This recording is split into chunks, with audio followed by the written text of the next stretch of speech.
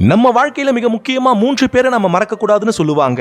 அது யாரு அந்த 3 பேருன்னு பாத்தீங்கன்னா, நம்முடைய வாழ்க்கையில நமக்கு கஷ்டத்தை கொடுத்தவங்க, அந்த கஷ்டத்தின் மத்தியில நம்மை வேடிக்கை பாக்குறவங்க, அந்த கஷ்டத்துல நமக்கு உதவுனவங்க.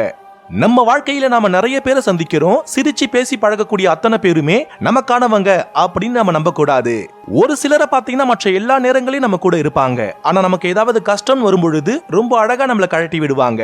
அது ஒரு தந்திரமான புத்தி. நம்ம வாழ்க்கையில நாம செய்யக்கூடிய தவறுகள்ல மிக முக்கியமான தவறு அப்படின்னா, எதிர்பார்க்க கூடாதவங்க கிட்ட இருந்து எதிர்பார்க்க கூடாத சில விஷயங்களை எதிர்பார்க்கிறது தான். சிலரை பாத்தீங்கன்னா உண்மையிலே நமக்கு உதவக்கூடிய நிலையில இல்லாம இருப்பாங்க, அது வேற. ஆனா நமக்கு உதவக்கூடிய நிலையில இருந்தும் நமக்கு உதவாம போறவங்களுடைய நட்பை தான் நாம கொள்ளக்கூடாது அப்படின்னு நம்முடைய வள்ளுவர் இங்கு குறிப்பிடுறாரு. நம்ம வாழ்க்கையில நம்முடைய ஊக்கம் குறைவதற்கான செயல்களை நாம செய்யவும் கூடாது. அதே போன்று நம்முடைய ஊக்கம் குறைவதற்கு காரணமாக இருக்கக்கூடிய மனிதர்களிடம் நாம பழகவும் கூடாது. இரண்டையும் ஒப்பிட்டு பார்த்தால் இதில் இருக்கக்கூடிய ஆழம் என்னவென்பதை நம்மால் உணர முடியும்.